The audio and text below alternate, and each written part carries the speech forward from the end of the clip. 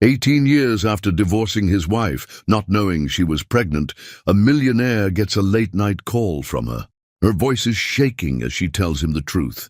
He has twins, and now those kids are in danger. Without thinking twice, he grabs his keys, leaves everything behind, and runs. A greatest ever story for my beautiful family. Let's start with love. Peter Clark had built his fortune on calculated risks, but the gamble he took on doubt instead of trust would cost him everything worth living for.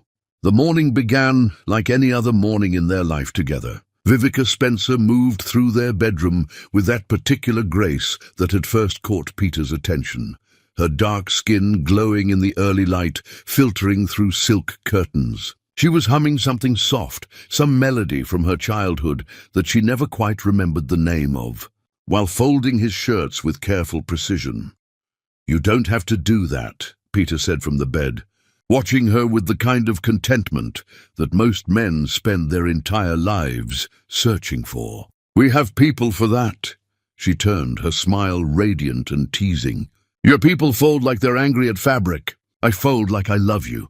That was Vivica. She had a way of turning mundane moments into poetry, of making a mansion feel like home instead of a monument. When Peter had met her at a community fundraiser, she'd been wearing a dress that probably cost less than his watch.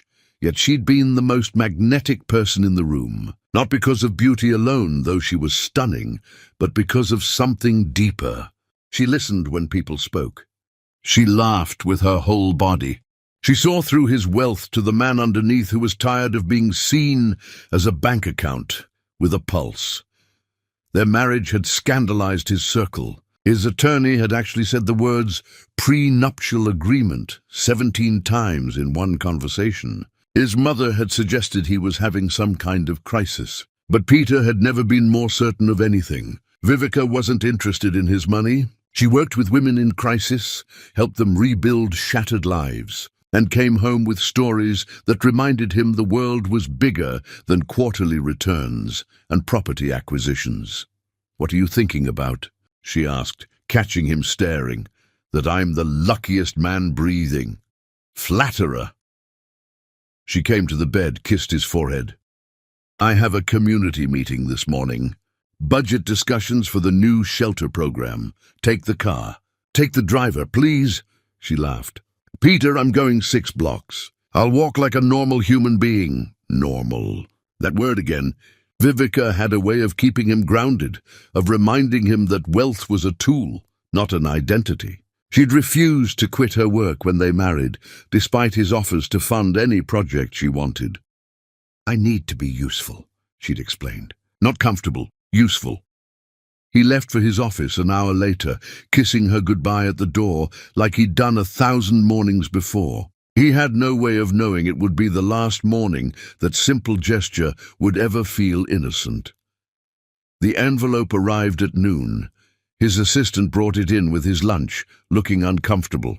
This came by courier, marked confidential. Inside were photographs, not explicit but damning in their intimacy. Vivica, sitting in a coffee shop with a man Peter didn't recognize. The angle suggested they were holding hands across the table, though the image was grainy enough to be ambiguous. Another photo showed them walking together in a park, the man's hand seemingly on her lower back. A third caught them outside a hotel, mid-conversation, standing too close.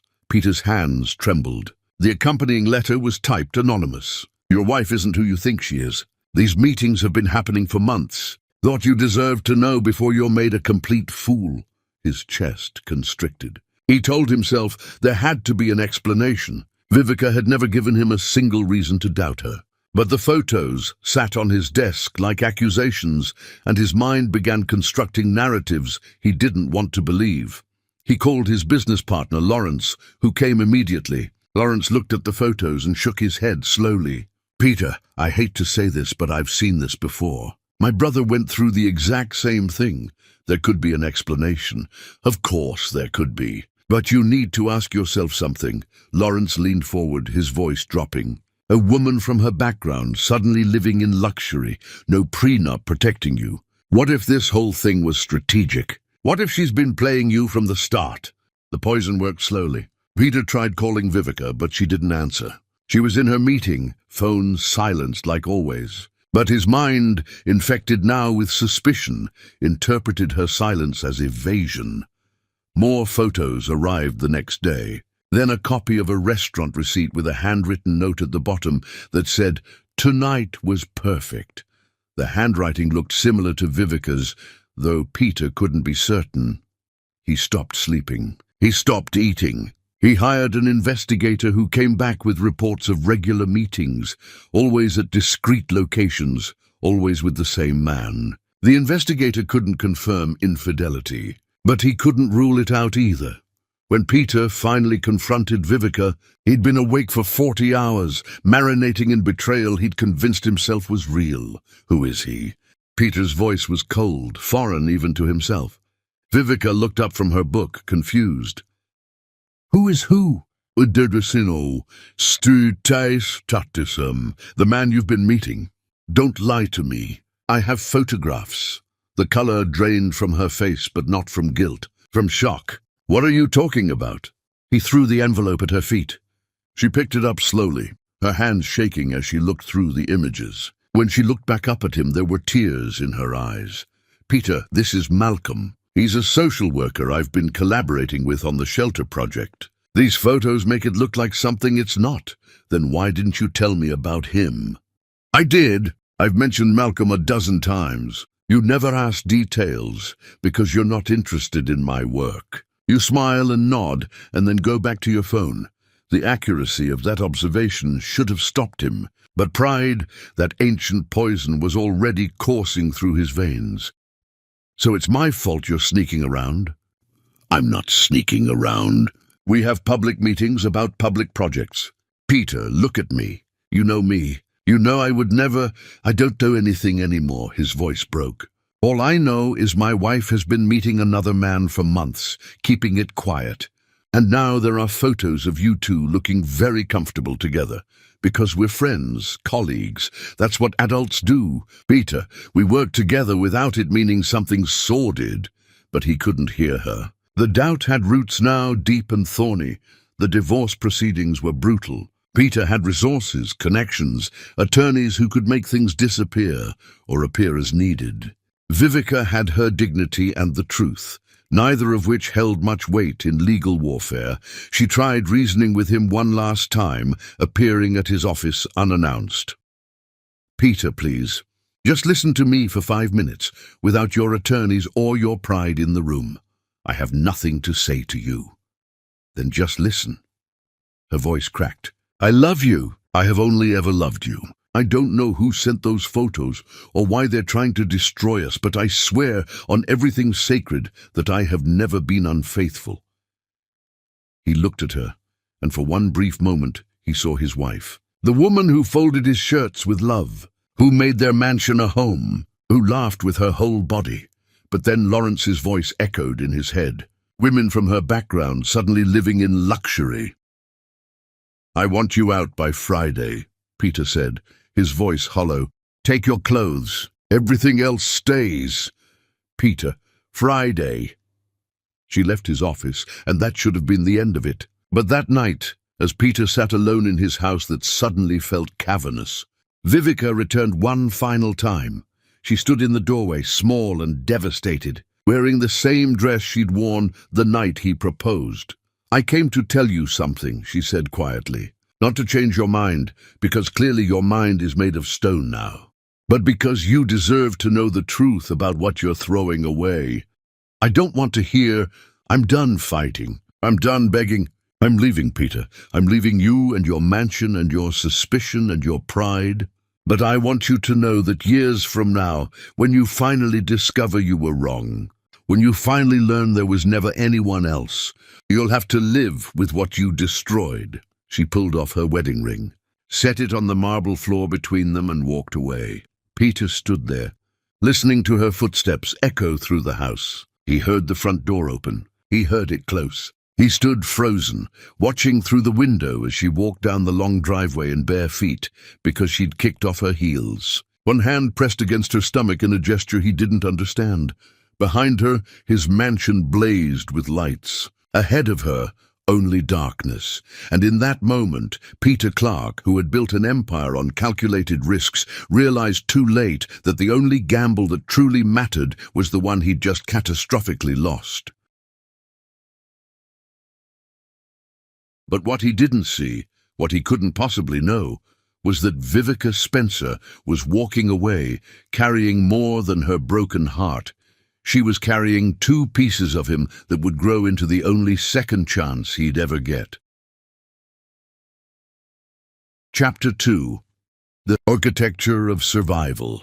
The women's shelter smelled like industrial soap and resignation. Vivica Spencer sat on a narrow cot in a room shared with 5 other women, her small backpack containing everything she owned now.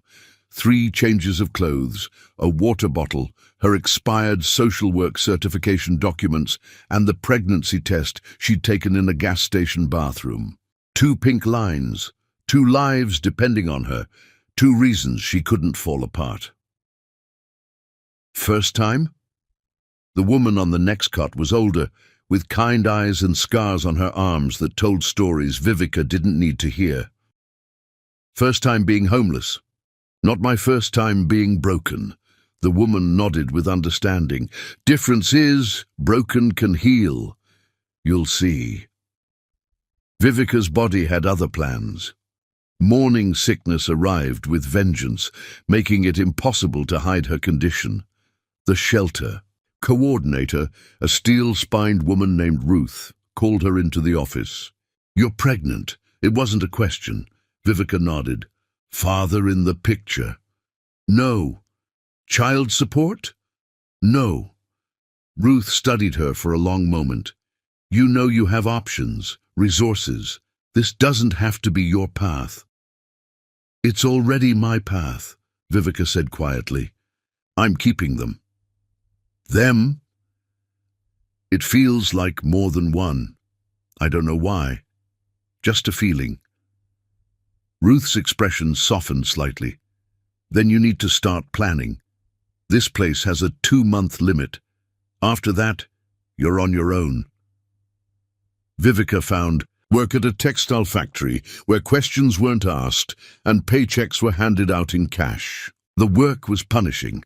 12-hour shifts operating machinery that turned fabric into cheap clothing destined for discount stores. Her hands developed calluses. Her back ached constantly. Her body swelled with pregnancy while she stood at her station, drinking water when supervisors weren't looking, hiding her growing belly under oversized shirts. The other workers, mostly immigrant women with their own survival stories, watched over her with quiet solidarity. They snuck her extra food from their lunches. They covered for her when she had to vomit in the bathroom. They didn't ask questions, because they understood that some stories were too painful to tell. At 6 months, the ultrasound technician at the free clinic looked up from the screen with surprise. You're having twins. Vivica's breath caught. Twins. 2 sons. The technician showed her the screen, pointing out 2 distinct heartbeats, 2 separate forms curled together in the darkness of her womb. Boys, the technician confirmed, both looking healthy. Vivica left the clinic in a daze, her hands pressed against her belly where Peter's sons were growing. She should have felt anger. She should have felt the urge to call him, to demand he face the consequences of his accusations. But she felt only a fierce, protective love for these 2 beings who hadn't asked to be born into chaos. That night, she named them silently. Caleb and Joshua. Prophets who had endured hardship and emerged faithful. She needed that faith now. The birth was lonely. Ruth drove her to the county hospital when contractions started, dropping her off with a quick squeeze of the shoulder. You're stronger than you think. Vivica didn't feel strong. She felt terrified and alone, gripping the bed rails as her body tore itself apart, bringing life into the world. No partner holding her hand, no family in the waiting room, just her and 2 babies fighting their way into existence. Caleb arrived first, screaming with indignation. Joshua followed minutes later, quieter, his eyes seeming to take in the fluorescent lights with solemn observation. "Twins," the exhausted nurse said, placing them both on Vivica's chest. "Congratulations, Mama." Vivica looked down at their tiny faces and felt something inside her shift permanently. These boys would never know abandonment. They would never feel unwanted. She would build them a life from nothing, and it would be enough. The months that followed were a blur of sleepless nights and relentless forward motion. Vivica found a subsidized apartment in a neighborhood where gunshots occasionally punctuated the night. It had one bedroom, cracked linoleum, and windows that didn't close properly, but it was theirs. She returned to school, taking night classes online while the twins slept, earning her degree in social work while breastfeeding during lectures, typing papers with one hand while rocking a cradle with her foot. The boys grew. Caleb was all smiles and easy laughter, reaching for everything with chubby hands, fascinated by shapes and patterns. Joshua was more thoughtful, his gaze tracking movements, his tiny fingers clutching at fabric and holding on as if understanding that letting go meant falling. Vivica talked to them constantly, narrating her life like they could understand. "We're going to the store now. We'll walk because the bus doesn't come for an hour. It's good exercise, fresh air. See the leaves. Red and gold. Beautiful things are free." She refused bitterness. Some nights, alone after the boys slept, she would feel the weight of what Peter had thrown away, but she never spoke his name to them, never poisoned their minds with her pain. Instead, she told them a story, a different story, a fairy tale. Once there was a king who loved a queen. They built a beautiful kingdom together, but a wicked wizard convinced the king that the queen had betrayed him, and the king believed the lie. So the queen had to leave the kingdom, and she was very sad. But she carried with her the most precious gifts the king had ever given her, even though he didn't know, and she raised those gifts with all the love they both should have shared. "What happened to the king?" Caleb asked when he was old enough to understand the story. The king lived in his castle alone, wondering if he'd made a terrible mistake. "Did he?" Joshua's voice was always softer, more measured. Vivica smoothed his hair, choosing her words carefully. "He made a choice based on fear instead of love, and fear always costs more than people realize." The boys grew into extraordinary children despite the poverty surrounding them. Caleb excelled at anything involving numbers, solving puzzles intended for much older children, his mind working in patterns and sequences that left his teachers astonished. Joshua devoured books, writing stories in cramped handwriting on whatever paper he could find, his observations about people and their motivations eerily perceptive. Vivica worked multiple jobs, social worker by day, teaching community classes. In the evening, cleaning offices late at night while the boys did homework in break rooms. She was exhausted always, worn thin, but she never let them see her break. "Why do you work so hard, Mama?" Caleb asked once, watching her ice her swollen feet. "Because you two are worth every single tired bone in my body." "The king in the story," Joshua said quietly. "Does he ever find out about the gifts?" Vivica met her son's eyes, seeing in them a reflection of the man who'd thrown her away. "I don't know, baby. Some stories don't have endings yet." But she knew one thing with absolute certainty.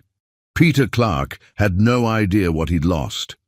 And if life had any justice, he would spend the rest of his days drowning in that ignorance. The universe, however, had different plans. Plans written in genetic code, waiting in the shadows, counting down to a moment when the past and present would collide with the force of two young hearts simultaneously beginning to fail. Chapter 3. The Mansion of Echoes. Peter Clark stood in his study, staring at architectural renderings that should have excited him. Another tower, another development, another monument to achievement that felt hollow at its core. His assistant knocked softly. The contractors are here for the final approval meeting. Cancel it. Sir, they've been scheduled for weeks. Cancel it. His voice was flat, distant. Reschedule for whenever. I don't care. The assistant retreated, and Peter returned to his window, looking out over manicured grounds that resembled a cemetery more than a garden. Everything perfect, everything dead. The mansion had become a mausoleum, 32 rooms, most of them untouched, gathering dust behind closed doors. The cleaning service came weekly, moving through the space like ghosts, careful not to disturb anything in the master bedroom, especially not the reading chair by the window. It had been Vivica's chair. She'd spent mornings there with her coffee and whatever book had caught her attention, sunlight turning her skin to bronze, her expressions shifting with the words she read. Peter had never moved it, never allowed anyone to clean it. Sometimes he'd find himself standing in the doorway at dawn, half expecting to see her there, feet tucked under her, that slight smile she got when she read something beautiful. But the chair stayed empty. His sister Diane was the only person who regularly invaded his isolation. She arrived unannounced, letting herself in with the key he'd foolishly given her, and found him in the study pretending to work. "You look like death." "Good morning to you too." She sat down, uninvited, studying him with the brutal honesty only siblings possess. "When was the last time you ate a real meal, or slept for more than a few hours, or left this tomb you've built for yourself?" "I'm fine." "You're not fine. You haven't been fine since you threw away the best thing that ever happened to you." Peter's jaw tightened. "I don't want to discuss this." "Of course you don't, because discussing it would mean admitting you were wrong." Diane leaned forward, her voice sharp. "Did you ever find proof, Peter? After all these years, did you ever actually confirm she was unfaithful? The photos were circumstantial at best. You never found receipts for hotel rooms, never found love letters, never found a single concrete piece of evidence because there wasn't any to find. You don't know that. Neither do you. But you destroyed your marriage anyway." He wanted to argue, but the words died in his throat, because Diane was right. Over the years, in moments of terrible clarity, Peter had questioned everything, had hired investigators long after the divorce was final, trying to find something, anything, that would justify what he'd done. They'd found nothing. Malcolm, the man in the photos, was exactly what Vivica had claimed, a colleague, happily married with 3 children. No history of affairs, no connection to Vivica beyond professional collaboration on shelter projects. The anonymous letters had stopped after the divorce. The photographer had never been identified. Peter had traced the origin of the photos to a disposable email address that led nowhere. And slowly, over months that turned into years, a horrifying possibility had taken root. He'd been played. Someone had wanted to destroy his marriage, and he'd handed them the weapon. Lawrence, Peter had confronted his former business partner after discovering financial irregularities. "Did you send those photos?" Lawrence had smiled, cold and calculating. "Does it matter now? You're free of her. You can focus on what's important." Peter had severed all ties that day, but the damage was permanent. Vivica was gone, and he had no idea where. He'd tried finding her, hired the best investigators money could buy, but Vivica Spencer had vanished completely, leaving no trail, no forwarding address, nothing. It was as if she'd been erased from existence. The videos remained on his phone. He'd watch them late at night, whiskey burning his throat, her laughter filling the empty study. Their wedding, their honeymoon, mundane moments of her cooking breakfast, making terrible jokes, dancing in the kitchen to music only she could hear. "You're watching them again," Diane said, recognizing the hollow look in his eyes. "I can't help it." "Then do something about it. Hire better investigators. Put up billboards. Something other than slowly dying in this house. What's the point? Even if I found her, what would I say? Sorry I ruined your life based on lies. Sorry I threw you away like trash. She'd be right to spit in my face. Maybe, but at least you'd have tried. Peter said nothing. Because the truth was more pathetic. He was afraid. Afraid of confirmation that she'd moved on, found happiness, built a life that didn't include him. Afraid of seeing in her eyes the complete absence of feeling, which would be worse than hatred. So he stayed in his mansion, surrounded by wealth that meant nothing, attending meetings out of habit, making decisions that affected thousands while unable to manage his own existence. His bedroom was the worst. He'd kept everything exactly as it was. Her clothes still hung in the closet. Her books remained on the nightstand. Her pillow stayed on her side of the bed, and Peter never touched it, sleeping on his side, staring across the vast, empty space that might as well have been the Grand Canyon. "You didn't lose her," Diane said, standing to leave. "That would imply it was beyond your control. You threw her away, Peter. You chose pride over trust. That's worse than loss. That's voluntary destruction."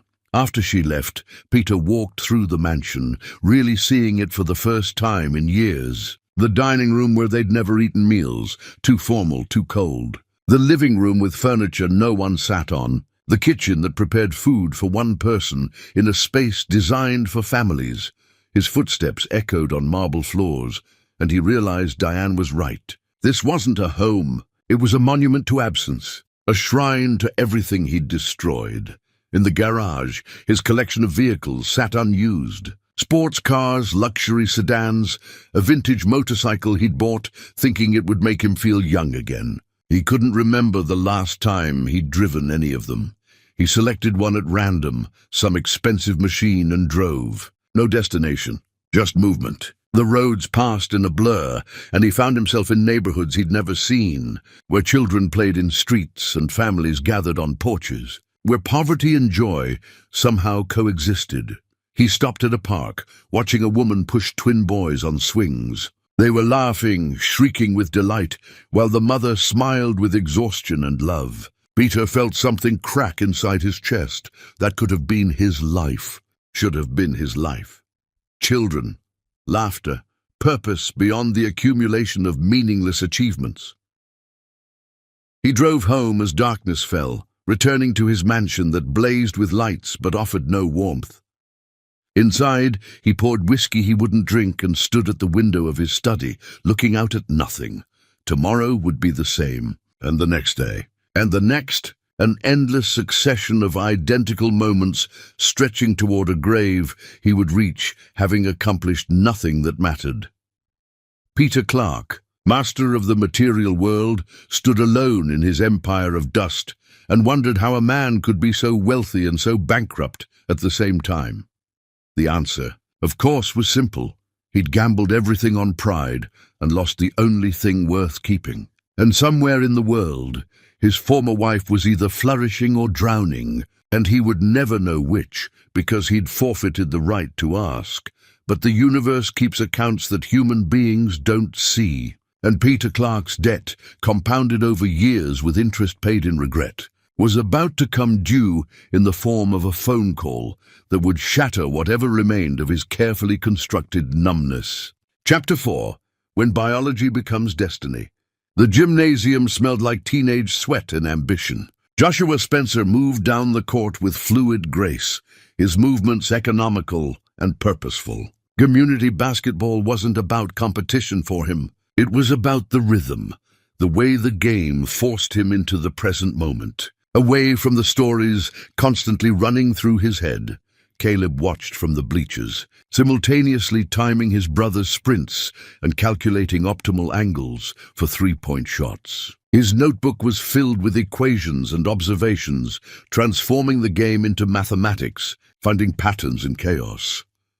Vivica sat beside him, proud and tired, having just finished an overnight shift at the crisis center. Watching her sons had become her meditation, these two extraordinary young men who'd grown from nothing into everything.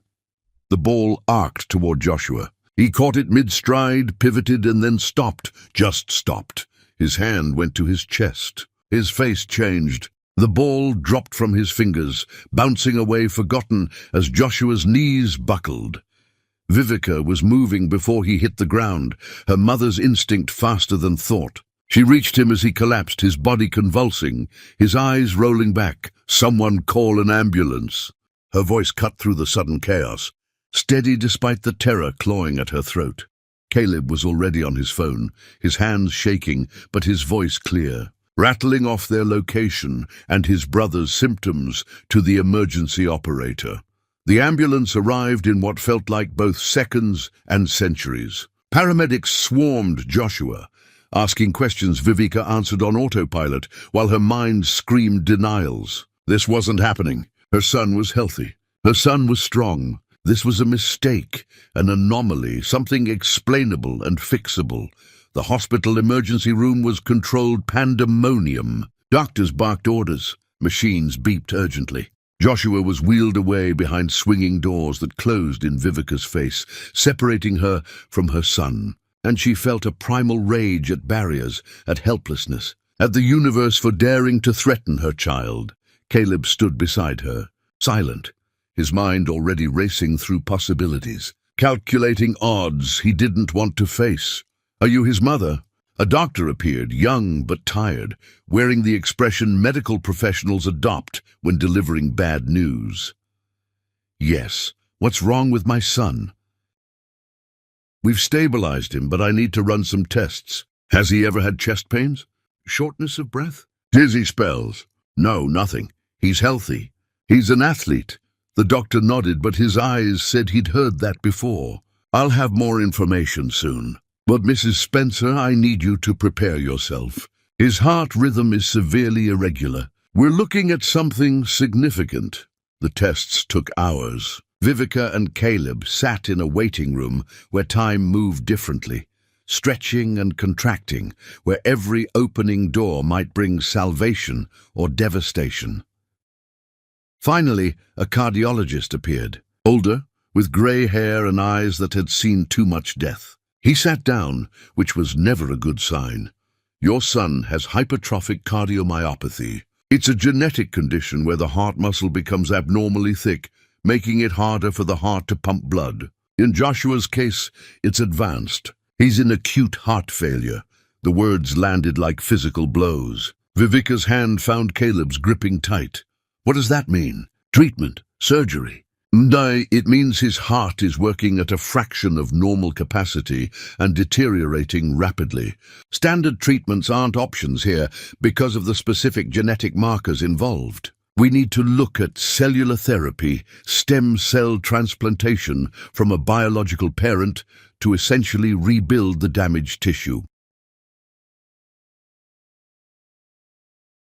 Vivica processed this, her medical training kicking in despite her panic. "My cells. Test mine. We will. But there's something else." The cardiologist looked at Caleb. "This condition is hereditary. Given that you're his twin, there's a very high probability you have it too." Caleb's face went pale. "I feel fine, for now, but if you have the same genetic markers, your heart is likely in the early stages of the same deterioration. We need to test you immediately." The next hours became a nightmare of needles and scans. Caleb was poked, prodded, imaged, his body scrutinized for the invisible killer hiding in his genetic code. The results confirmed everyone's fears. Both twins carried the mutation. Both were dying, just at different speeds. Vivica's test results came back after an agonizing wait. The cardiologist's face told her everything before he spoke. "I'm sorry, Mrs. Spencer. Your cells aren't compatible. There's a chromosomal mismatch that makes you unsuitable as a donor. It's rare, but it happens. Then find another donor. There must be a registry, someone compatible. The genetic markers are too specific. They inherited this from their father. We need his cells. The DNA match has to be nearly exact for this therapy to work." The room tilted. Vivica heard the words but couldn't process their implications. "Their biological father," the cardiologist continued gently. "Is he available? Willing to be tested?" Caleb and Joshua, lying in adjacent beds in the ICU, looked at their mother with questions they'd never asked but always wondered. "We have a father." Joshua's voice was weak, confused. "You always said he was gone," Caleb added. "That he..." that he left before we were born. Vivica had never lied to her sons, only omitted the parts too painful to explain. And now those omissions had become a crisis. "Your father doesn't know you exist," she said quietly. "He never knew I was pregnant. We separated before I found out." "Then find him!" Joshua's monitor beeped urgently, his stress affecting his already compromised heart. "Please, Mama, I don't want to die." Those words shattered something fundamental in Vivica. Her son, asking for life from a man who destroyed hers. That night, after the boys finally slept under sedation, Vivica sat in the hospital chapel. Empty pews, dim lighting, the weight of an impossible choice. She'd sworn she would never contact Peter Clark again, had built a life specifically to avoid ever needing him, had raised 2 sons to be whole without a father, because fathers could be poison, could be absence, could be the thing that ruins you.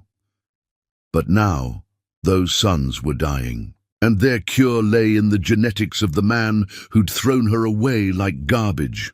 Her phone sat in her lap. His number still stored after all these years, kept not out of hope, but out of some masochistic need to remember what not to believe in. Her finger hovered over the call button. If she made this call, Peter would learn about the sons he'd never known. He would have power over their survival. He could refuse, could demand things, could insert himself into the life she'd carefully constructed without him. But if she didn't make this call, her sons would die. And all her pride, all her justified anger, all her carefully guarded independence would mean nothing if Caleb and Joshua weren't alive to benefit from it. Vivica pressed the button before she could reconsider. The phone rang once, twice, 3 times. She almost hung up, almost chickened out, almost chose pride over her children's lives. Then a voice answered, unchanged by time, familiar as her own heartbeat. "Hello." Vivica's mouth went dry. Her prepared speech evaporated. All that remained was truth, raw and desperate. "Peter," she managed, "I need to tell you something about 18 years ago." Chapter 5. The Voice That Stopped Time. Peter Clark sat in his study, staring at spreadsheets that blurred into meaningless numbers when his private cell phone rang. Unknown number? He almost declined, but something made him answer. "Hello?" Silence, then breathing. Then a voice he'd never forgotten, despite trying desperately to do so. "Peter, I need to tell you something about 18 years ago." His heart stopped, actually stopped just for a moment, before slamming back to life with painful force. The spreadsheets, the walls, everything dissolved. There was only her voice. Older and tired, but unmistakably Vivica. Vivica! Her name left his mouth like a prayer and a curse combined. "I wouldn't call if there was any other option." Her voice was controlled, clinical, deliberately empty of emotion. "I need you to listen without interrupting." "Can you do that?" He couldn't speak, could only make a sound of acknowledgement. "When I left you, I was pregnant. 2 months. I didn't know at the time. I found out 3 weeks after the divorce was final." The world tilted. Peter gripped the edge of his desk, knuckles white, phone pressed so hard against his ear it hurt. "You have sons, twins. Their names are Caleb and Joshua. They're 17, and they're dying." Each word was a bullet. Peter's vision darkened at the edges.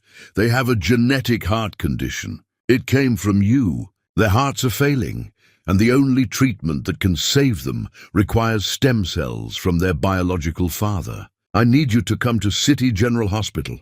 I need you to be tested. I need you to help save the children you never knew existed." "I have sons." Peter's voice broke on the words. "You kept my sons from me for 17 years? 18 years, she corrected coldly. "And yes, I kept them from a man who accused me of betrayal without proof, who threw me out of his house, who chose suspicion over love. I kept them from that. You should have told me." "Why?" "So you could look at them with the same doubt you looked at me. So you could poison them with your paranoia. So they could grow up knowing their father thought their mother was a whore." The accusation hit like a physical blow. Peter wanted to argue, to defend himself, but the justifications died in his throat because she was right. He'd been cruel. He'd been wrong. And now there were consequences he'd never imagined. Are they— He couldn't finish the question. They're in ICU. One of them collapsed during a basketball game. The other has the same condition in early stages. Without treatment, they'll both be dead within months. Peter stood abruptly, his chair crashing backward. I'm coming. Right now. I'll drive. No, her voice turned sharp. You'll hire a car service. You'll arrive sober and rational. Because if you show up intoxicated or emotional and disturb my sons while they're fighting for their lives, I will have security remove you and your cells be damned. I will find another way. Vivica, do you understand? Yes. City General, main entrance. Ask for Dr. Reeves in cardiology. He's expecting you. She paused, and he heard something crack in her controlled facade. Peter, I'm not asking for us. I'm not asking for forgiveness or explanations or anything to do with what you destroyed. I'm asking for them. They're innocent in all of this. They deserve to live. I know. Do you? Because once you walk through those hospital doors, you can't unsee them. You can't pretend they don't exist. They're real, Peter. They're brilliant and kind and everything good that we might have been together. And if you help save them and then disappear back to your mansion, I will make sure they never forgive you for that abandonment either. I won't disappear. You don't get to make promises anymore. You lost that right when you called me a liar and threw me away. Her voice finally broke. Just come, just be tested. Just do this one thing right in the middle of everything you did wrong. The line went dead. Peter stood frozen, phone still pressed to his ear, listening to silence. Then he moved, grabbing his jacket, his wallet, his keys, before remembering her instruction about a driver. He called his assistant at home, waking him. I need a driver, now, City General Hospital. It's an emergency. Sir, it's nearly midnight. Now! While waiting, Peter paced, his mind reeling. Sons, twins, 17 years old. Nearly adults, and he'd missed everything. First words. First steps. First days of school. Every birthday. Every milestone. Gone. Stolen by his own stupidity. And they were dying. His children, whom he'd never held, never met, were dying from a genetic condition he'd given them. His fault twice over. First for the DNA, second for not being there to notice symptoms, to get early treatment, to do whatever fathers are supposed to do. The driver arrived. Peter climbed into the back seat of a luxury sedan, giving the address, watching the mansion recede through the rear window. The irony wasn't lost on him. For years, he'd been dying slowly in that house, and now he was rushing to a hospital to possibly die, quickly saving children who didn't know him. The city passed in a blur of lights. Peter's hands shook. He tried calling Vivica back, but she didn't answer. He typed and deleted a dozen text messages, each one sounding more pathetic than the last. Can you go faster? He asked the driver. Sir, I'm already 10 over the limit. I don't care. Go faster. They arrived at City General just after 1 in the morning. Peter burst through the main entrance, wild-eyed and disheveled, approaching the information desk. Dr. Reeves, cardiology. I was told to ask for him. The receptionist made a call. Moments later, a tired-looking doctor appeared. Mr. Clark? Yes, I'm here about my sons. Saying it out loud made it real. Dr. Reeves nodded, leading him through corridors that smelled like antiseptic and fear. I've explained the situation to Ms. Spencer. The procedure is complex. We'll need to extract bone marrow stem cells from you, culture them, and transplant them into both boys. The extraction itself is painful but relatively safe. However, there are risks, infection, anesthetic complications, and your immune system will be compromised for months afterward. I don't care about risks. They reached the ICU. Through a window, Peter saw them for the first time. 2 young men, nearly adults, lying in adjacent beds, even unconscious, even with tubes and monitors obscuring their features. Peter recognized himself in them. The shape of their faces, the set of their shoulders. Genetic echoes impossible to deny. That's Caleb on the left, Dr. Reeves said quietly. He's the early stage. That's Joshua on the right. He's critical. Peter's legs nearly gave out. His sons, his children, real and dying and completely unknown to him. A woman stood between the beds, one hand on each boy's arm. Even from behind, even after 18 years, Peter recognized Vivica. She was thinner, worn down by time and hardship, but unmistakably herself. She turned, and their eyes met through the glass. The hatred there nearly stopped his heart a second time. Pure justified, burning hatred mixed with desperation. She hated him. She needed him. Both truths existed simultaneously, and Peter understood he would spend the rest of his life trying to bridge that impossible distance. Dr. Reeves moved toward the door, but Vivica stepped out first, blocking Peter's path. "You can look," she said coldly, "but you don't touch. You don't speak to them. They're unconscious anyway, but even if they weren't, you have no right to their attention yet." "Vivica, I'm so sorry. Don't." She held up a hand. "I don't have the capacity for your apologies right now. My sons are dying. You're here to stop that. Everything else is irrelevant. Can I at least see them closer?" She studied him with eyes that had once looked at him with love, and now saw only the man who'd destroyed her. Finally, she stepped aside. Peter entered the ICU on shaking legs. Up close, the resemblance was even more striking. Caleb had his mother's expressions, but his features were Peter's. Joshua looked like a younger version of Peter himself, down to the way his hair fell across his forehead. "They're beautiful," Peter whispered. "They're good," Vivica corrected. "Beautiful is superficial. They're good human beings, despite having a father who doesn't know them, and a mother who worked 3 jobs to keep them fed. They're kind and brilliant and humble, and if you help save them, you'll spend the rest of your life trying to deserve them." Peter reached out, almost touching Joshua's hand, then stopped, remembering Vivica's prohibition. "I want to know everything," he said. "What they like, what they dream about, their favorite foods, everything I missed." "You missed everything," Vivica said flatly. "Literally everything. And you don't get to download 18 years in one conversation. If they survive, if they choose to know you, then maybe you'll earn those stories. But not from me. Never from me." Dr. Reeves returned with paperwork. "Mr. Clark, we need to start the testing immediately. Time is critical." Peter nodded, unable to look away from his sons. "Whatever you need, whatever it takes." As they led him away for blood work and genetic screening, Peter looked back once. Vivica had returned to her position between the beds, a warrior standing guard over her children, protecting them even from their own father. And Peter understood with terrible clarity he wasn't here as a parent. He wasn't here as someone with rights or claims. He was here as a genetic resource, a biological tool, and whether he ever became anything more would depend on 2 boys who didn't know him, and 1 woman who had every reason to make sure they never did. The drive to the hospital had taken 40 minutes, but the distance between where Peter stood now and where he needed to be might take a lifetime to cross. And even then, forgiveness wasn't guaranteed.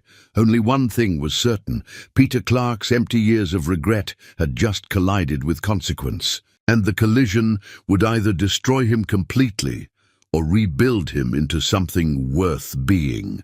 Chapter 6.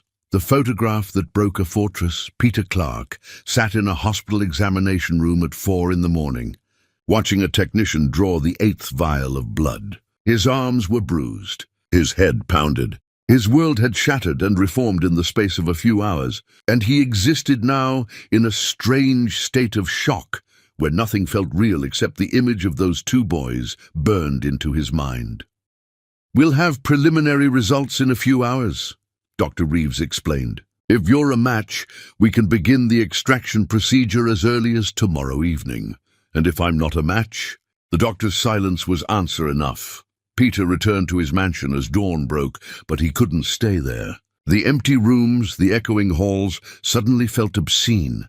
He'd been living in a mausoleum while his children grew up in poverty, while Vivica worked herself to exhaustion, while an entire parallel universe existed that he'd known nothing about. He called his assistant again. I need investigators, the best. I want everything on Vivica Spencer and her sons.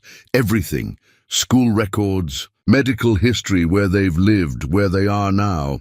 Sir, I already have some preliminary information from when we searched for Miss Spencer years ago. I want more. I want everything. The files arrived by noon. Peter spread them across his desk, reading with increasing devastation.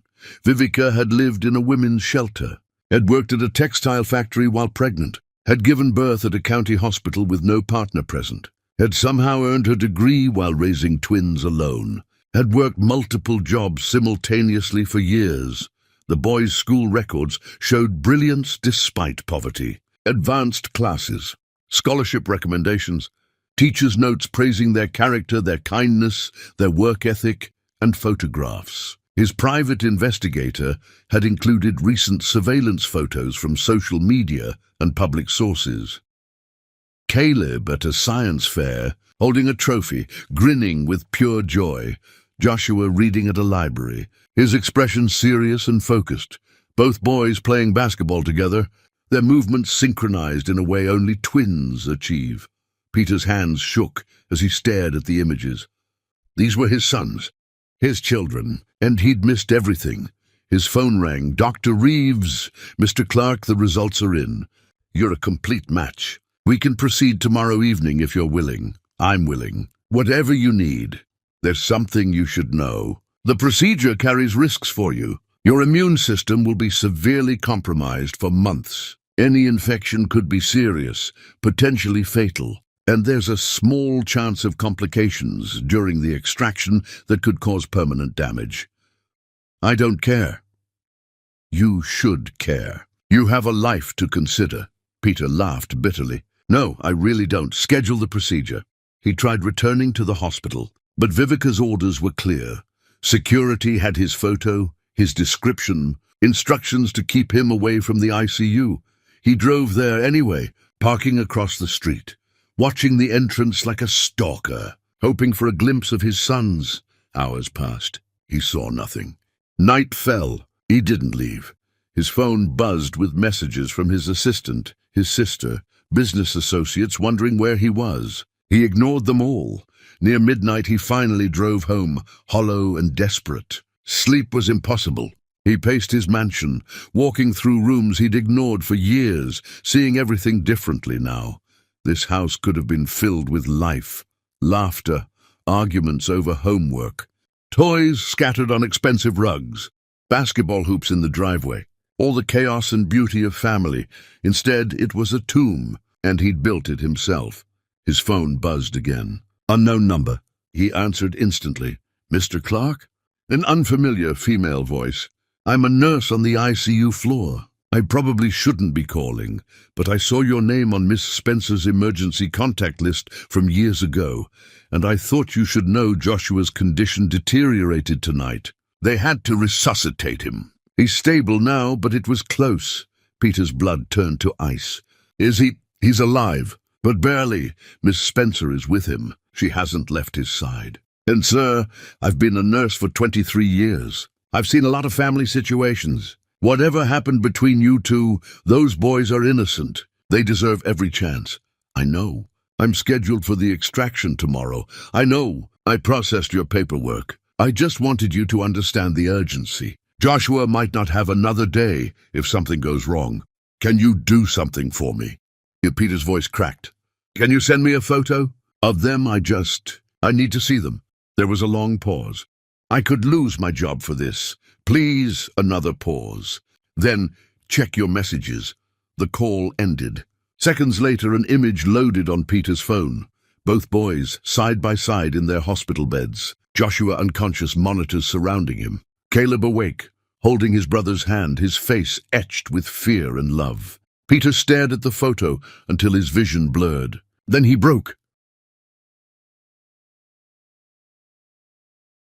18 years of suppressed emotion, of carefully maintained numbness, of building walls around the gaping wound Vivica's absence had left, all came crashing down at once. He sobbed, deep wrenching sobs that tore from his chest, echoing through the empty mansion. He'd thought he was crying for his sons, but he was crying for everything. For the life he'd destroyed, for the woman he'd thrown away, for the father he'd never become, for the years stolen by pride and paranoia.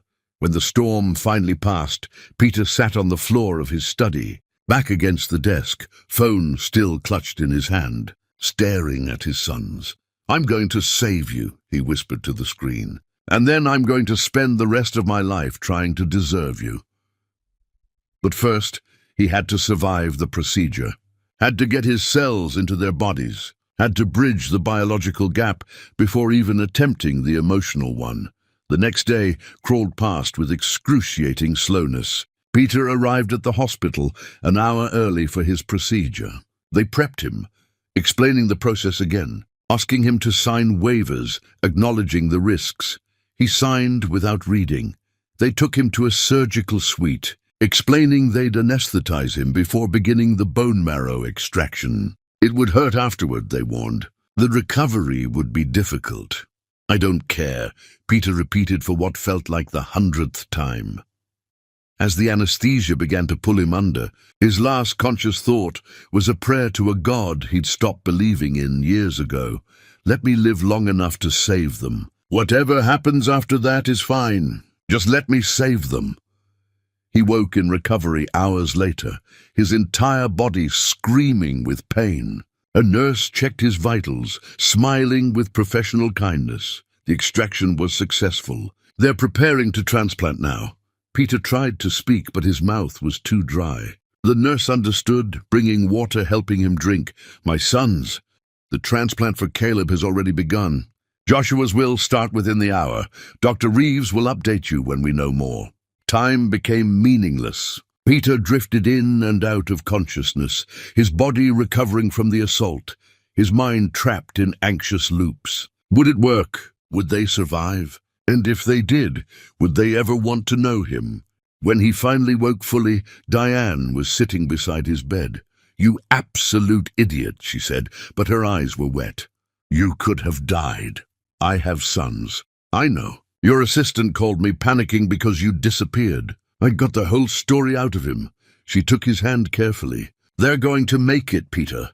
Both transplants took. They're stable." Peter closed his eyes, overwhelmed with relief so intense it physically hurt. "And you're going to be fine too," Diane continued. "Though your doctor says your immune system is shot, you'll need to be careful for months, maybe longer." "I don't care." "Yes, you've mentioned that several times, apparently." She squeezed his hand. "Now comes the hard part. What's harder than this? Facing them, explaining yourself, trying to be a father to sons who don't know you, and a man to a woman who hates you." Peter opened his eyes, meeting his sister's gaze. "She has every right to hate me." "Yes, she does. The question is what you're going to do about it." Before Peter could answer, his hospital room door opened. Dr. Reeves entered, his expression carefully neutral. "Mr. Clark, there's been a development." Peter's heart seized. They're stable, but you need to know something happened during the procedure that Miss Spencer wasn't aware of, and I felt you deserved to understand it before anyone else does." Chapter 7. 5 Prayers in the Storm. Peter Clark sat in his hospital bed, Dr. Reeves's words hanging in the air like suspended judgment. "During the procedure," the doctor continued, "Joshua's heart stopped completely. We lost him for almost 3 minutes. The room tilted. Peter gripped the bed rails. "But we got him back," Dr. Reeves said quickly. "The transplant worked and he's stable now. However, the surgical team heard something during those critical minutes. You were still under anesthesia, but apparently you were talking. Not just talking, but saying something very specific." Peter's mouth went dry. "What did I say?" "You kept repeating, 'Take everything from me. My life, my breath, everything. Just let them live.' The nurses wrote it down because it was so unusual. You said it dozens of times, completely unconscious, while your son was dying and being brought back." Peter couldn't speak. "I'm telling you this because Ms. Spencer doesn't know yet, and I think she should. But that's your decision. Dr. Reeves paused at the door. For what it's worth, Mr. Clark, I've been doing this for 30 years. I've seen a lot of fathers. What you did, knowing the risks, that's not nothing. Don't let anyone tell you it's nothing. After the doctor left, Peter lay in bed, his body aching from the extraction, his mind reeling. He'd been willing to die. Apparently, his unconscious mind had been willing to trade his life for theirs. But was that enough? Could one act of sacrifice erase 18 years of absence? Over the next days, Peter tried everything to reach Vivica and the boys. Each attempt was a new form of rejection, each refusal another lesson in consequences. His first attempt was rational, calculated. He hired the best medical malpractice attorney he knew, not for litigation, but for drafting a letter explaining everything. The science, the procedure, the risks he'd taken, the sincerity of his desire to know his sons. The attorney produced 6 pages of carefully crafted language, balancing emotional appeal with legal precision. Peter read it, signed it, had it hand-delivered to Vivica at the hospital. She received it in the cafeteria. Peter's investigator reported that she'd read 3 lines, walked to the nearest trash can, and set the letter on fire with a lighter borrowed from a janitor. The staff had to put out the small blaze. Vivica had walked away without looking back. The attorney called, stunned. "That was my best work." "It wasn't good enough," Peter said flatly. His second attempt was more direct. He hired a child psychologist specializing in family reunification and the best pediatric geneticist in the state. They would go to the hospital, explain everything to Vivica rationally, professional to professional. Make her understand that the boys deserve to know their father. They made it through the lobby before security stopped them. The guards had Peter's photo and apparently a description of anyone associated with him. Vivica had been thorough. The psychologist called afterward. "Sir, I don't think you understand the depth of her anger. She's not being irrational. She's protecting her sons from what she perceives as a threat. And given your history, I can't say she's wrong. So what do I do?" "Give her time. Let the boys recover. Prove through patience that you're not going away, but you're also not forcing yourself where you're not wanted." But Peter had never been good at patience. His third attempt happened during a hurricane. Weather warnings had evacuated most of the city, but Peter drove to the hospital anyway, fighting winds that rocked his car, rain that turned the roads into rivers. He parked across the street and waited. Hours passed. The storm intensified. Rain hammered the windshield so hard he couldn't see. But he stayed, some part of him believing that suffering would mean something, would count for something. Near midnight he got out of the car. The hurricane winds nearly knocked him over. Rain soaked him instantly, plastering his expensive suit to his body. He stood under the ER overhang, the only shelter for blocks, and began speaking her name. Vivica. He said it to the storm, to the night, to the universe that had brought them to this. "Vivica, I'm sorry. Vivica, please. Vivica, let me try." He said it until his voice was hoarse, until he was shivering so violently his teeth chattered, until he couldn't feel his fingers or toes. An orderly found him near dawn, semi-conscious from hypothermia, still whispering her name.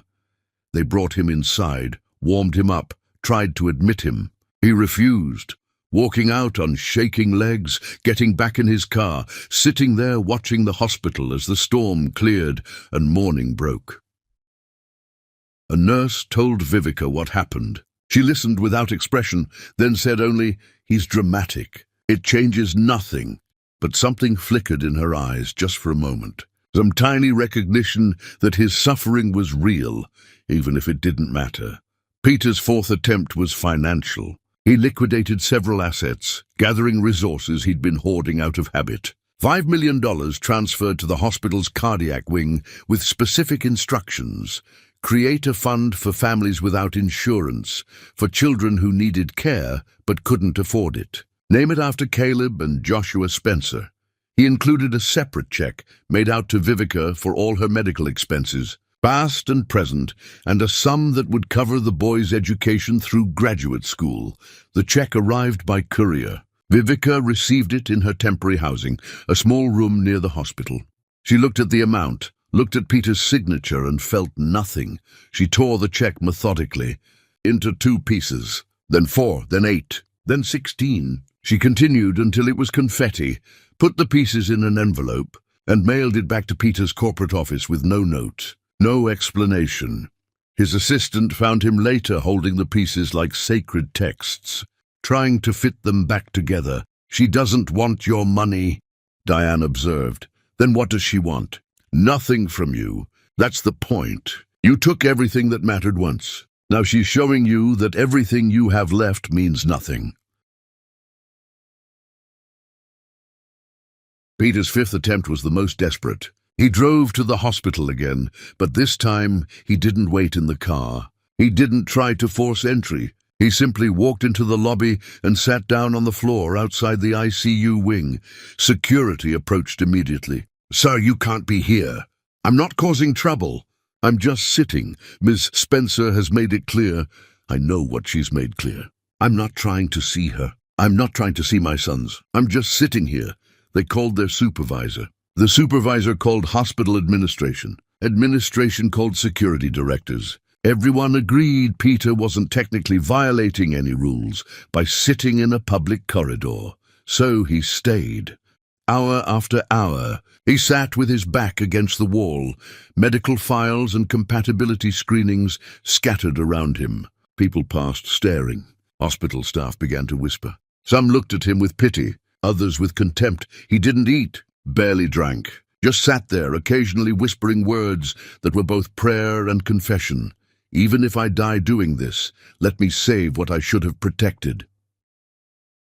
36 hours passed. His body began shutting down from the stress, from his compromised immune system, from the extraction procedure his body was still recovering from.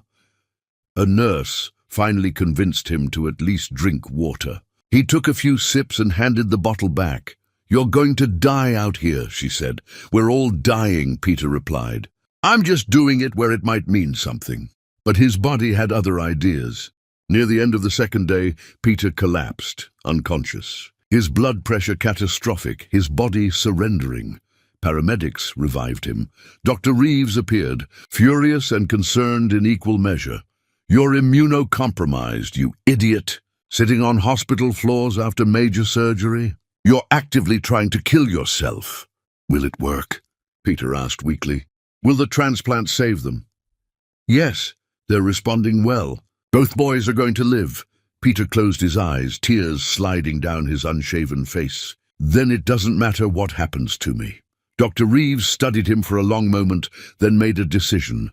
"I'm going to tell her what you did, not to manipulate her, but because she deserves to know that while she's been protecting them from you, you've been trying to die for them."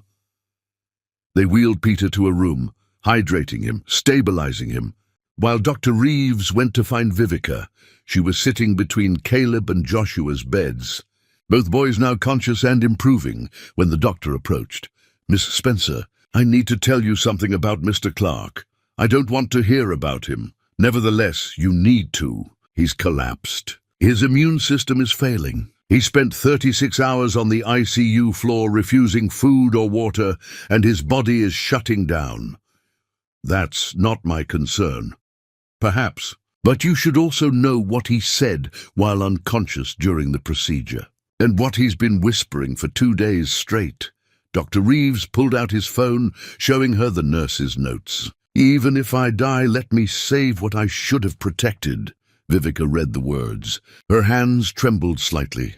"He could die," Dr. Reeves continued quietly. "The extraction already compromised him severely. This latest crisis might finish it. And Miss Spencer, I know what he did to you. I don't pretend that one sacrifice erases past harm. But your sons are going to ask questions. They're going to want to know about their father. And you're going to have to decide what story to tell them about the man who gave them life twice." Chapter 8. The Collapse That Changed Everything. Joshua. Spencer woke to the steady beep of monitors and his brother's soft snoring. They'd been moved to a shared recovery room, finally stable enough to be together, and Caleb had fallen asleep in the chair beside his bed, still holding his hand.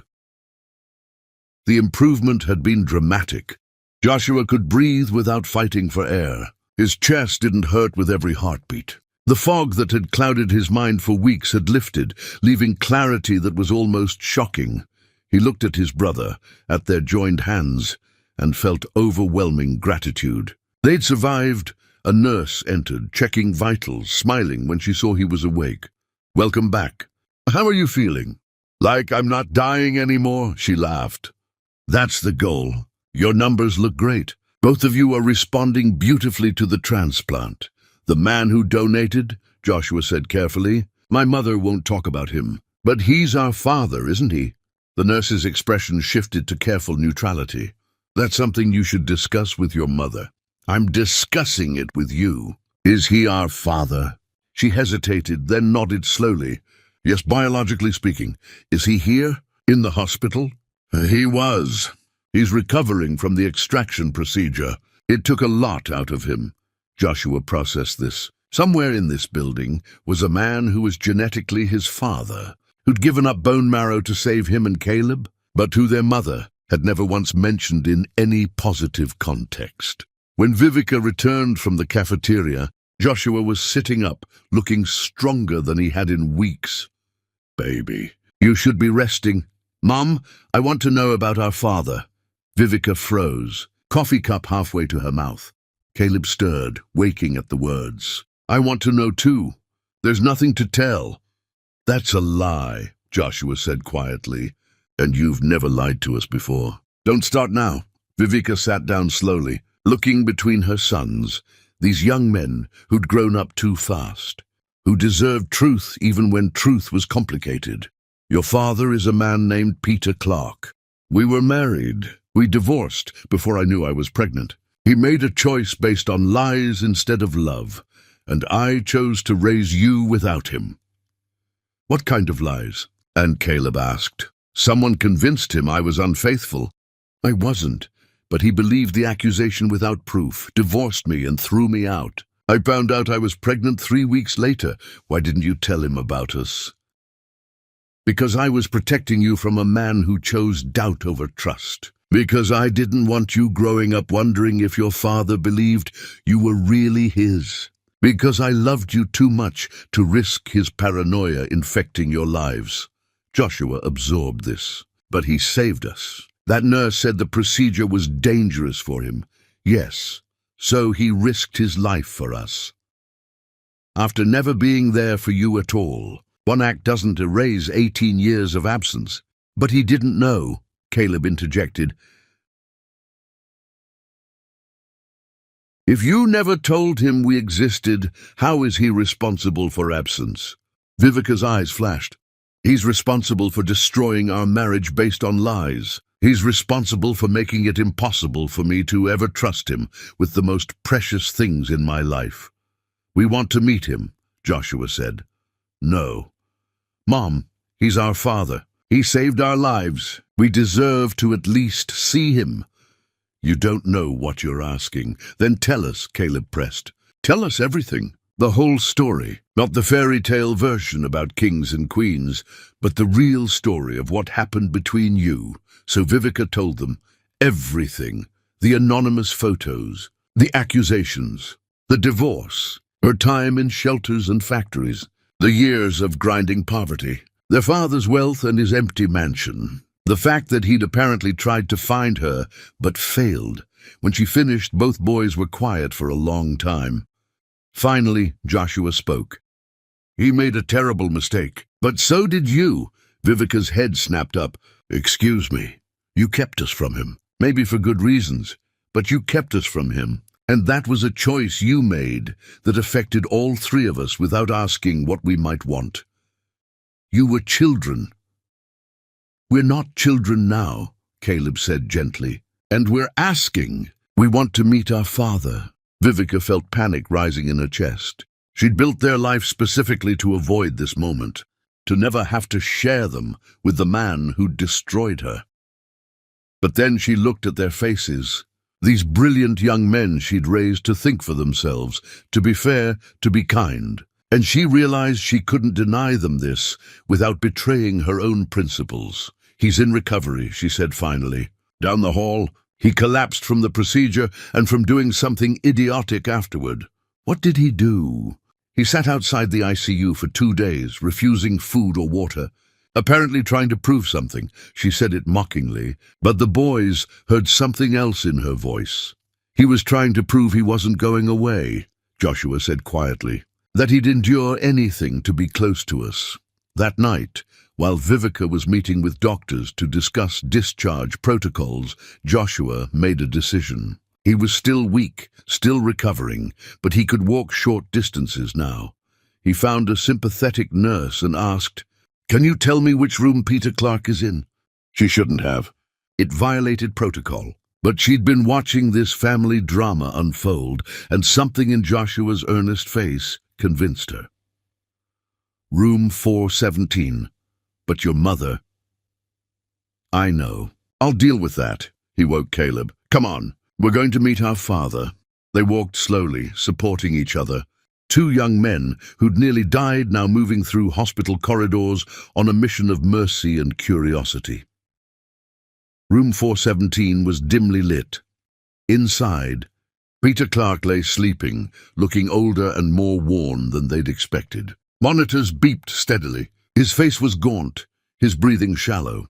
They entered quietly. Peter was awake, staring at the ceiling, lost in thoughts they couldn't guess. He turned his head, saw them, and his entire being seemed to shatter and reconstruct simultaneously.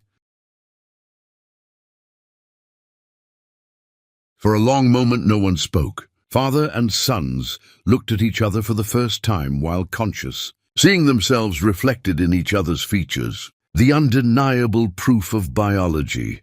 "You're real," Peter whispered, his voice breaking. "We're real," Joshua confirmed. "We're your sons."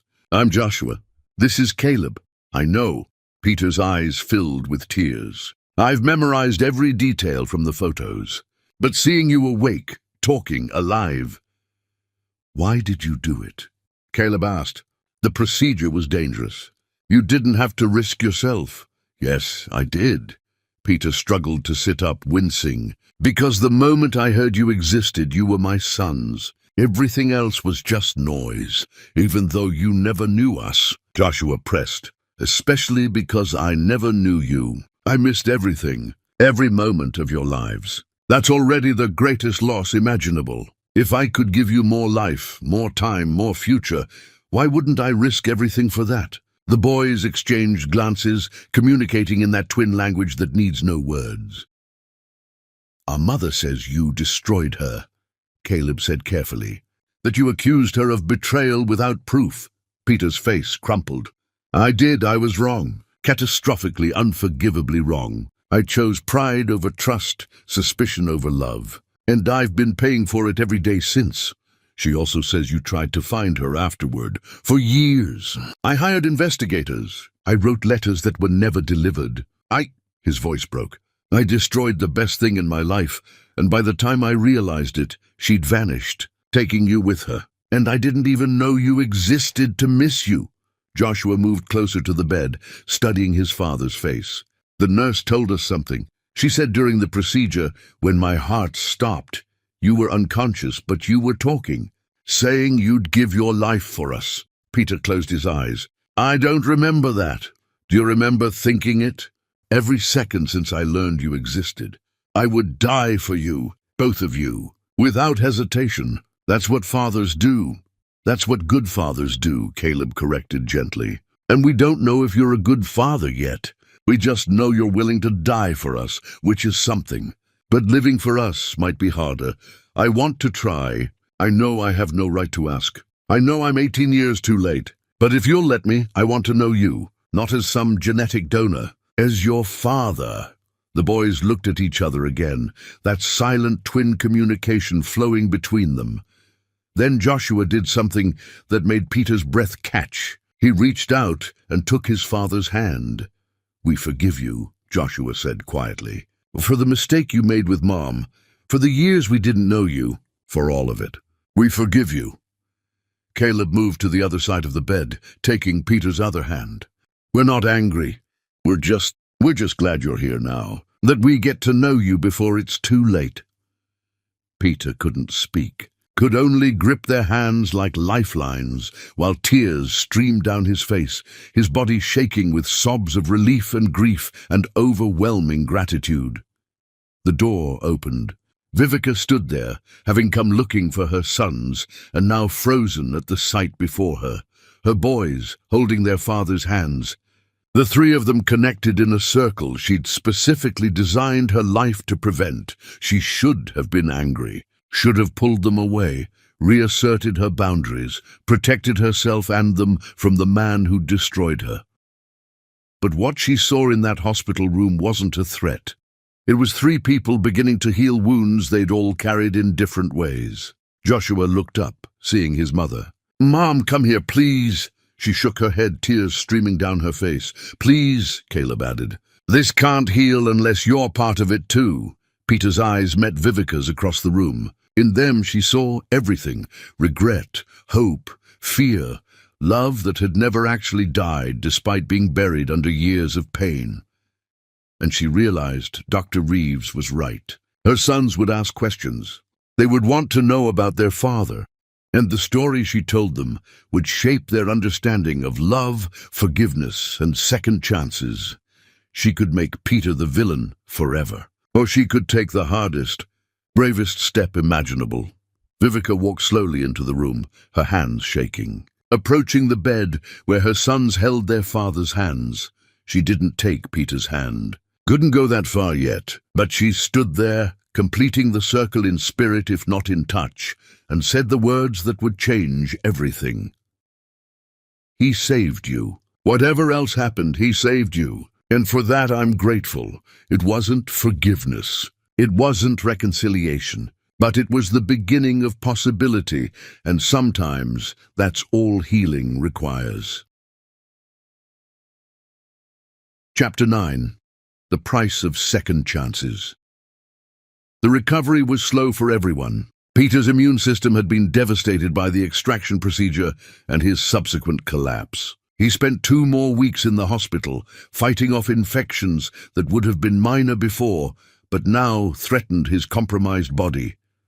Caleb and Joshua improved rapidly. Their young bodies accepted the stem cells like gifts, their hearts rebuilding themselves, cell by cell. Within days, they were walking the corridors. Within a week, they were arguing about basketball statistics and debating which books were worth reading. And Vivica recognized them again, her sons returning from the edge of death with personalities intact.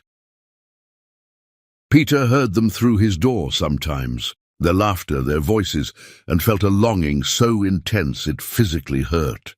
But he didn't push, didn't demand visits or force his presence. He'd learned finally that some things couldn't be taken, only given.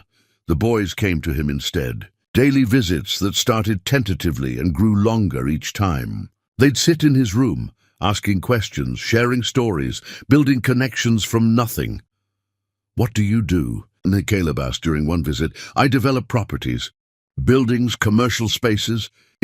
Peter paused, realizing how hollow it sounded. "It's meaningless, honestly. I've spent my life building structures while ignoring the foundation of everything important."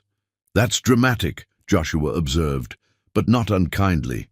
"It's accurate. You two, your mother, you built something real despite having nothing. I had everything and built nothing worth remembering." "You built that mansion," Caleb pointed out. "Mom told us about it. A mansion full of empty rooms is just an expensive grave. You want to know the truth? I haven't touched most of those rooms in years. I live in maybe 5 rooms of a 32-room house. The rest is just space, wasted space." "Why keep it then?" Joshua asked. "Because selling it would require admitting I built the wrong life. And I'm a coward about facing truths." The boys appreciated his honesty, even when it was harsh. They were old enough to understand complexity, to recognize that people weren't heroes or villains, but combinations of choices and consequences. Vivica heard about these visits from the nurses. She didn't stop them, but she didn't participate either. She'd watch from the hallway sometimes, seeing her sons with their father, watching them form connections she'd specifically prevented. It should have felt like betrayal, but it felt more like inevitability, like a force of nature she'd been trying to hold back with will alone. One afternoon, her sister visited, and Helena had been mostly absent during the crisis, dealing with her own health problems. But she came now, looking frail and frightened. "I need to tell you something," Helena said, her voice shaking. "Something I should have told you 18 years ago." Vivica's stomach tightened. "What? After your divorce, letters came for you?" "Lots of them. From Peter.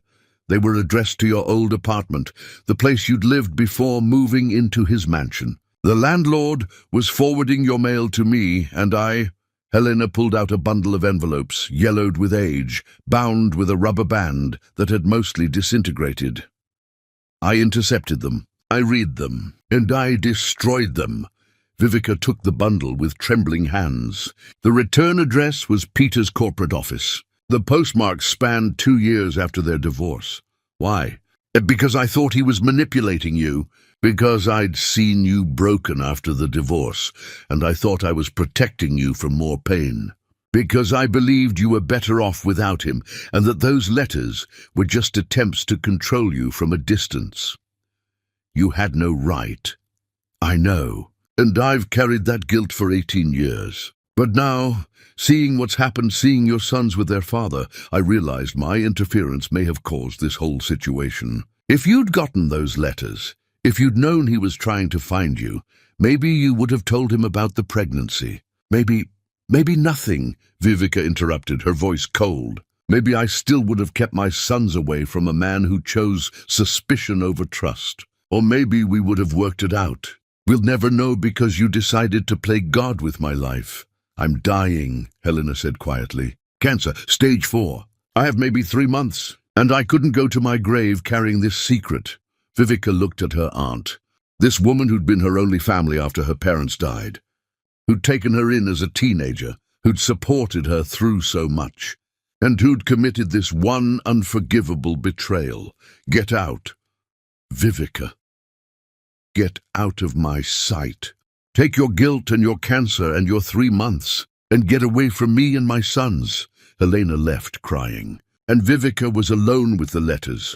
She opened them one by one, reading words written 18 years ago by a man she'd thought was simply cruel.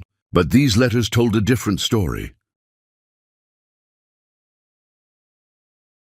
The first was formal, legalistic, clearly written by an attorney. But Peter had added a handwritten note at the bottom. "I was wrong. Please let me explain." The second was longer, more personal. He'd hired investigators who found no evidence of infidelity. The photos had been explained. Malcolm was exactly who Vivica had claimed. The anonymous letters had stopped after the divorce, suggesting they'd been sent specifically to destroy the marriage, not expose any truth. The third letter was desperate. "I've been trying to find you. No one knows where you went. Please, if you get this, just respond. Even if it's to tell me you never want to see me again. I need to know you're safe." They continued like that, 63 letters spanning 2 years, each one more raw than the last. Peter explaining everything he'd discovered, apologizing, begging for a chance to make amends, admitting he'd destroyed the best thing in his life. The final letter was the most devastating. "I'm going to stop writing now. Not because I don't care, but because these letters are clearly never reaching you, and I'm starting to understand that maybe they're not meant to. Maybe you've moved on, built a new life, and my attempts to reach you are just another form of harassment. I want you to be happy, Vivica, even if that happiness doesn't include me. Especially if it doesn't include me, because I don't deserve you anyway. I'll stop looking. I'll stop writing. I'll let you go. But I'll never stop regretting what I destroyed. I'll carry that until the day I die." Vivica sat holding the letters, her carefully constructed narrative crumbling. Peter hadn't simply moved on. He'd spent 2 years trying to fix what he'd broken, And she'd never known because her aunt had decided Vivica's life for her. She wanted to be angry at Peter still, wanted to maintain her righteous fury. But these letters complicated everything. That evening, she did something she hadn't done in 18 years. She walked to Peter's hospital room and entered without the boys as buffers. He was sitting up, reading something on a tablet, and looked up when she entered. His expression shifted through shock, hope, and fear in rapid succession. "Vivica," she held up the letters. "Did you write these?" His eyes widened. "Where did you get those?" "I thought they were lost, or you'd destroyed them, or my aunt intercepted them, hid them from me. She confessed today." Peter's face went through several emotions before landing on devastated understanding. "You never got them. All those years I thought you'd read them and chose silence, but you never even knew." "No, I never knew." She moved closer, still holding the letters like evidence. "These don't erase what you did, I know, but they change the story. You weren't just cruel and moving on. You were trying to fix it. I was trying to undo the worst mistake of my life. But I failed." Vivica sat down, exhausted suddenly. "Our sons asked me something today. They asked if I could ever forgive you, and I didn't have an answer. You don't owe me forgiveness." "I know. That's not why I can't answer. I can't answer because I don't know what forgiveness looks like after this much time, this much pain. I don't know if it's even possible." They sat in silence, 18 years of missed communication filling the space between them. "The boys want to know you," Vivica finally said. "They've made that clear, and I won't stand in their way. But Peter, if you hurt them, if you disappoint them, if you make promises you don't keep, I won't. I'd rather die than hurt them."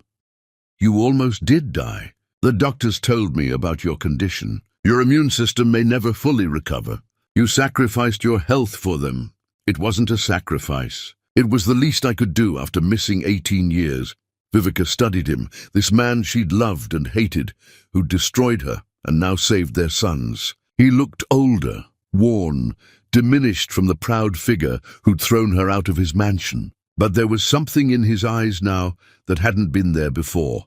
Humility, understanding, the kind of wisdom that only comes from losing everything. "They forgave you," she said quietly.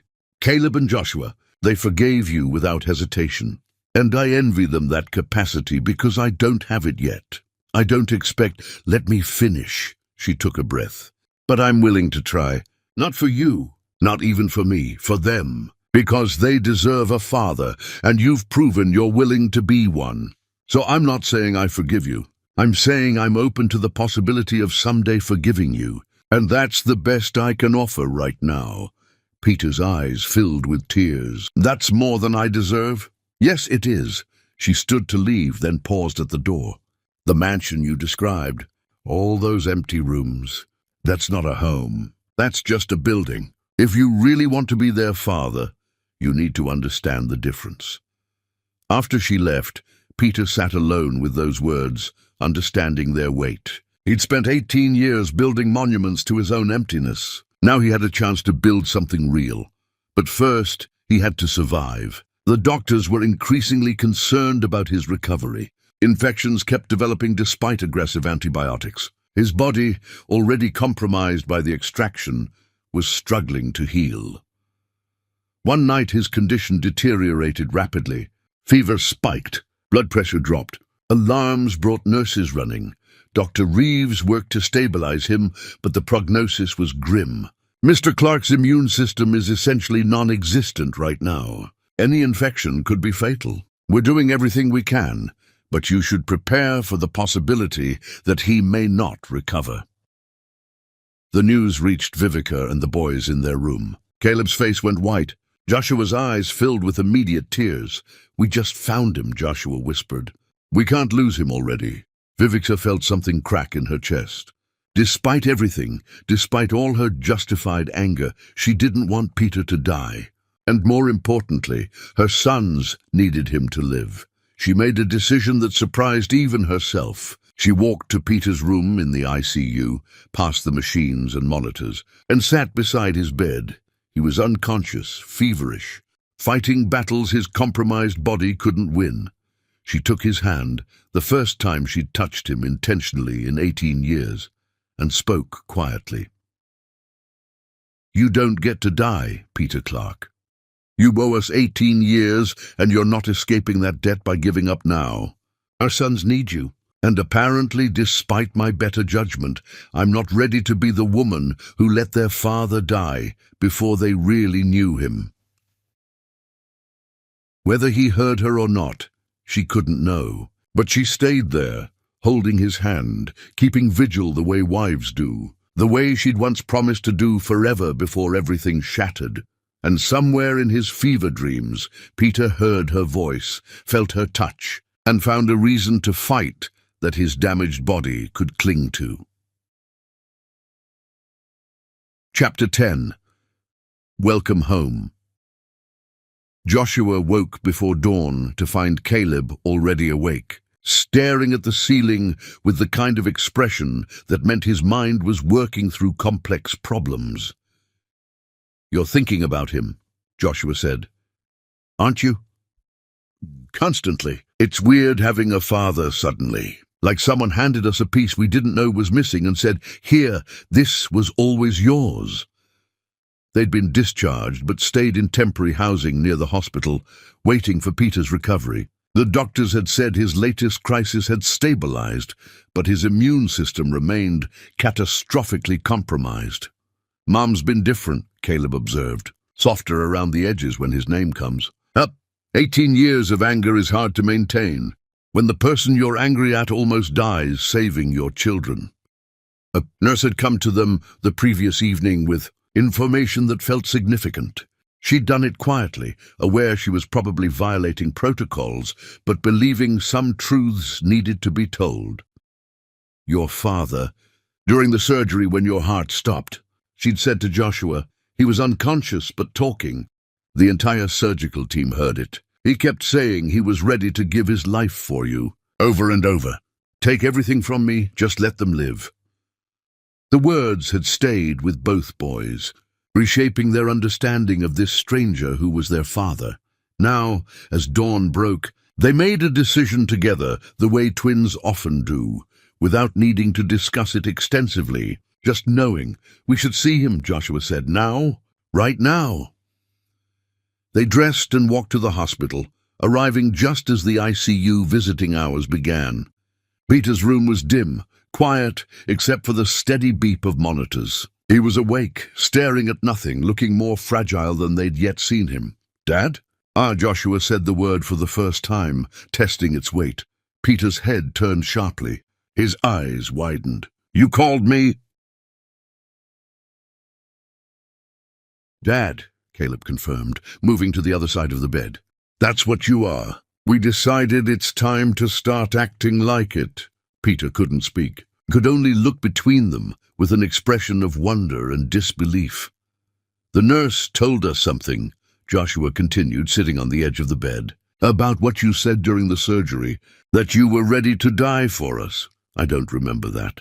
Do you remember feeling it?" "Every second since learning you existed." Caleb took his father's hand. "That's what convinced us. Not the procedure itself, though that mattered, but the fact that unconscious, barely alive yourself, your only thought was protecting us. That's not manipulation or performance. That's just who you are." "I want to be worthy of you," Peter said, his voice breaking. "Both of you? I know I've missed everything. No, I can never get those years back. But if you'll let me, I want to be your father for whatever time I have left." "Here's the thing," Joshua said, taking Peter's other hand. "You already are our father.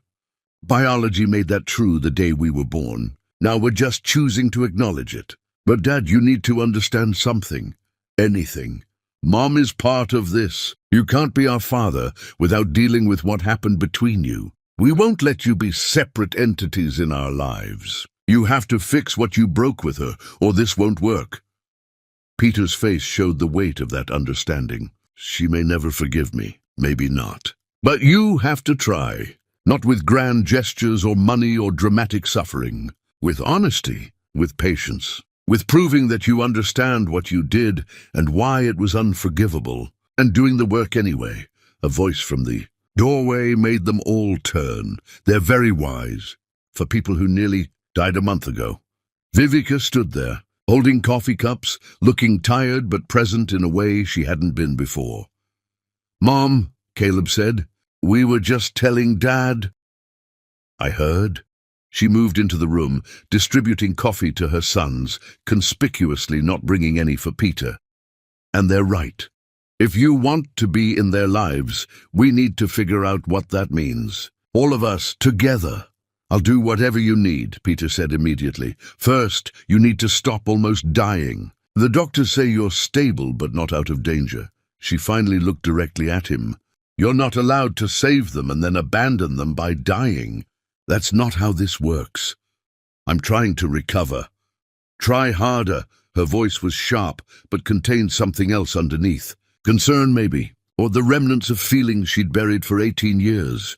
She pulled something from her bag. The bundle of letters, now worn from multiple readings. "These changed things," she said quietly. "Not everything, but things. They show me you weren't just cruel. You were wrong, and you knew it, and you tried to fix it. That matters. I spent 2 years trying to find you. I know. And I spent 18 years building a life that specifically excluded you. We were both operating with incomplete information, making choices that seemed right at the time, but created this impossible situation." Peter sat up carefully, wincing from his still healing body. "I destroyed us based on lies and pride. That's on me. But I need you to know something, Vivica. I never stopped loving you. Never moved on, never tried to replace what we had. I've been living in that mansion like a ghost for 18 years, punishing myself for throwing away the only real thing I ever had." "That's not healthy, Peter." "No, it's not. But it's true. And now, having met our sons, seeing what you built from nothing while I built nothing from everything, I understand how completely I failed. Not just as your husband, as a human being." Vivica sat down, her defenses visibly cracking. "I can't forget what you did. I can't just erase the accusation, the divorce, being thrown out, giving birth alone, raising them in poverty while you lived in luxury. I'm not asking you to forget. I'm asking for a chance to prove I'm not that man anymore, that I learned finally what actually matters." The boys watched their parents. These two people who'd created them and then destroyed each other, now circling around the possibility of healing. "What do you want?" Vivica finally asked. "From all this?" "From me, from them, from whatever comes next." Peter looked at his sons, then back at Vivica, and his answer came without hesitation. "I want to know them. Every detail, every interest, every dream. I want to be at their graduations and their weddings and every moment in between. I want to make up for 18 years of absence by being present for everything remaining." And Vivica, his voice dropped, "I want another chance with you. Not now, not rushed, but eventually. I want to prove I can choose trust over doubt, love over pride, us over my own paranoia." "That's asking a lot." "I know. And if the answer is no, I'll accept it. But I had to be honest about what I want, even if I don't deserve it." Vivica looked at her sons, these young men she'd raised alone, who were now looking at her with expressions that said, "Give him a chance. Let us try being a family." She remembered the fairy tale she'd told them for years, about the king who lost the queen and never knew about the precious gifts she carried. How she'd always wondered what would happen if the king discovered the truth. Now she knew. The king would be broken and desperate and willing to do anything to fix what he'd destroyed. The question was whether the queen had the strength to risk being broken again. "Here's what's going to happen," Vivica said, her voice steady. "You're going to recover fully. No more dramatic gestures that threaten your health. You're going to get strong enough to leave this hospital, and then we're going to sit down, all four of us, and figure out what family looks like for us. Not the family we should have been. Not the family I built without you. A new family that accounts for all the damage and tries anyway." "And us?" Peter asked carefully. "You and me? You don't get us back immediately. That's not how trust works. But I'm willing to see if the man who wrote those letters, who risked his life for his sons, who's been humbled by consequence, if that man is someone I could eventually trust again." It wasn't forgiveness. It wasn't reconciliation. But it was possibility, and that was more than Peter had dreamed of. The boys moved closer, bringing their parents together, creating a physical circle that represented the emotional one they were trying to build. Caleb placed his hand on top of his parents' joined hands. "We forgive you, Dad, completely. Whatever you did 18 years ago, you've paid for it. And what you did for us, that's who you really are." Joshua added his hand to the pile. "We're not angry. We're not hurt. We just want to know you. We want time with you before it's too late." Peter gripped his son's hands, tears streaming freely now. "I love you both. I've loved you since the moment I learned you existed, and I'll love you until my last breath." Vivica felt something break inside her, not breaking apart, but breaking open. 18 years of carefully maintained walls, crumbling under the weight of watching her children connect with their father, under the evidence that people could change, under the slim hope that some mistakes weren't forever. She didn't pull away when Peter's hand tightened around hers, didn't flinch when his thumb brushed across her knuckles in a gesture that was pure memory, something he used to do when they were happy, when life was simple, when love felt indestructible. "I can't promise I'll get there," she said quietly. "I can't promise I'll ever fully forgive or forget. But Peter, I can promise I'll try for them, and maybe eventually for us." Peter looked at her with eyes that held 18 years of regret and a lifetime of hope. "That's all I'm asking. Just a chance to prove I'm not the man who destroyed us. That I'm the man who'll spend every remaining day trying to rebuild what I broke." Joshua, always the writer, always seeing patterns in human stories, spoke softly. "You know what the best part of all this is? We almost died, all three of us in different ways. You from the procedure, us from our hearts failing, and we all survived. That feels like the universe saying we deserve this second chance." "The universe has a terrible sense of humor," Vivica said, but she was almost smiling. "Or perfect timing," Caleb countered. "We couldn't have met Dad before now. We were too young. You were too hurt. He hadn't learned what he needed to learn. It took 18 years and near death to get us all to this moment where healing was even possible." Peter nodded slowly. "Your son is right. I wasn't ready to be your father before this. I hadn't earned the right, but I'm ready now. Whatever it takes, however long it takes, I'm ready." "Then get better," Vivica ordered, her voice taking on that mother tone that brooked no argument. "Stop almost dying. Start actually living, because our sons need you, and I'm not explaining to them why their father saved them and then gave up on himself." "I won't give up.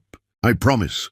As the sun rose fully, lighting the hospital room with golden warmth, the four of them sat connected, hands joined, representing not what was, but what might be. A family fractured by pride and lies, now choosing to rebuild on the foundation of humility and truth.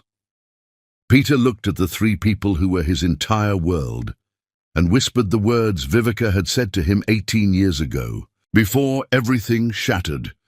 "Welcome home." Vivica's breath caught. Those were the words she'd said the day they got married, carrying him over the threshold of their first apartment. The words that had meant you're safe, you're loved, you belong. She'd taken that home away from him. He'd destroyed the foundation it was built on. And now, impossibly, they were both choosing to believe home could be rebuilt. "Welcome home," she whispered back. And this time it meant we're starting over, trying again, choosing hope over hurt. Caleb and Joshua looked at their parents, seeing in them both the pain of the past and the possibility of the future, and understood they were witnessing something rare, love given a second chance after being completely destroyed. "Welcome home, Dad," they said together, and Peter Clark, who'd spent 18 years in a mansion that was really a tomb, finally understood what home actually meant. Not walls or rooms or property, but these three people, these second chances, this fragile new beginning that would require more courage than he'd ever needed before. The family that should have been was gone forever. But the family that might be was just beginning. And sometimes the second story is better than the first. Not because it's perfect, but because it's built by people who understand how precious and fragile love actually is, and who choose it anyway.